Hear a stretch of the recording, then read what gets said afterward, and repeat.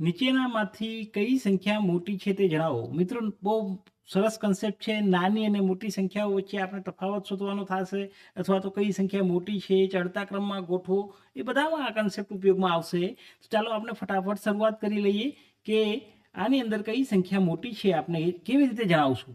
તો હવે અહીંયા બંને તમારી પાસે કેવી સંખ્યાઓ છે, તમે કહેશો કે બંને ઋણ સંખ્યાઓ છે, એટલા માટે આપણે -19 અને -12 એમાં સંખ્યા રેખાની અંદર જમણી બાજુએ -12 આવે છે, એટલા માટે -19 કરતાં -12 મોટી સંખ્યા કહેવાશે.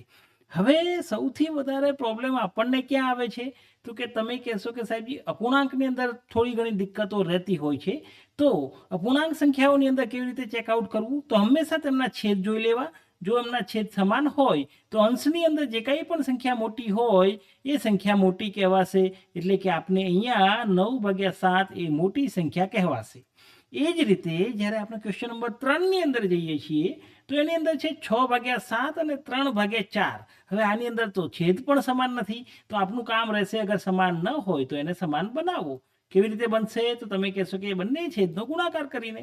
ચલો આને 7 4 વડે ગુણી નાખશું અને 4ને કેટલા વડે ગુણી નાખશું મિત્રો, 7 વડે. તો એ જ રીતે અંશને પણ 4 વડે અને આના અંશને પણ 7 વડે ગુણી નાખીએ તો આપણી પાસે કંઈક નવી વેલ્યુ મળશે, અને એના આધારે તમે નક્કી કરી શકશો કે ભાઈ કઈ સંખ્યા મોટી છે અને કઈ સંખ્યા નાની.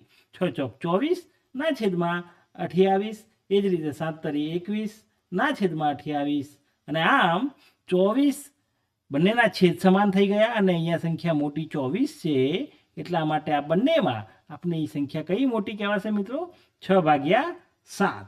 તો ચાલો મિત્રો, તમારે મને આનો આન્સર આપવાનો રહેશે.